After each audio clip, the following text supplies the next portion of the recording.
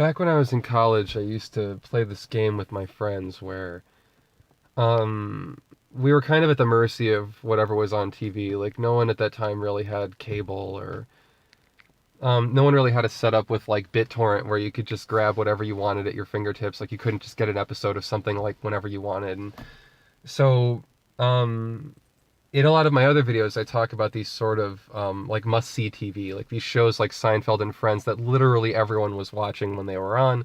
And so if you were to quote them or you were to recite the plot from them or the episodes, that people would know exactly what you were talking about right away. And so it's unfortunate that because of that, a lot of those shows became these sort of like deathless institutions. You know, Friends especially, like these shows that they start out very popular, but they sort of overstay their welcome and you end up watching them just out of the pure familiarity of them being on. And with shows like that, I would sit there out of sheer boredom and I would just shout like, if one of these people was just to snap and kill everyone else, who do you think it would be?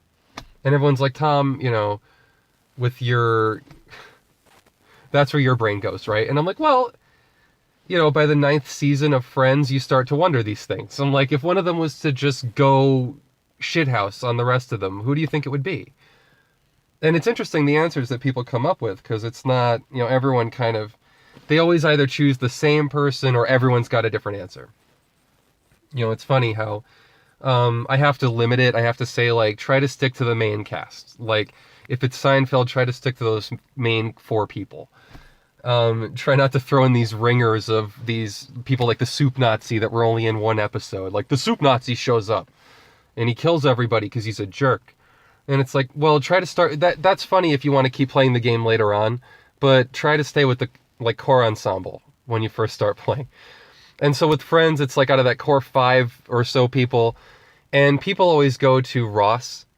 There's another YouTuber who does this series called Friends Without the Laugh Track, and he tries to make Ross look like this Patrick Bateman level psycho by taking away the sort of goofy context that he operates in. I put my sandwich in the fridge over here. I'm sorry. I believe I ate that.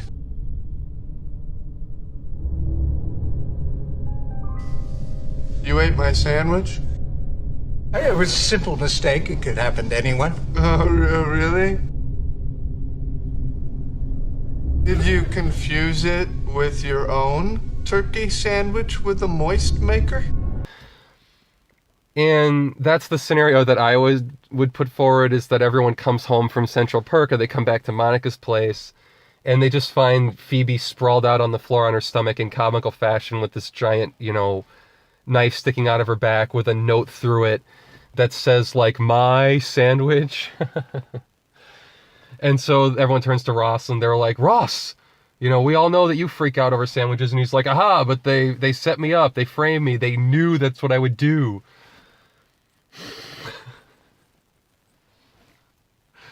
Sorry. And you can get carried away with it. Like, this sort of Miss Marple thing is what I always picture. Or like the new Kenneth Branagh version of Murder on the Orient Express. You're kind of playing this detective who's going down the rest of the cast like j'accuse. Like, it was you, George. Like, yes, of course it was me. Everyone thinks they're better than me. Like, aha. Take Mr. Costanza away. Like, and I would have gotten away with it too. And after you play that once with the main cast and you kind of like, you can come up with these more clever scenarios, then it's fun to bring in, like, it was Mr. Heckles.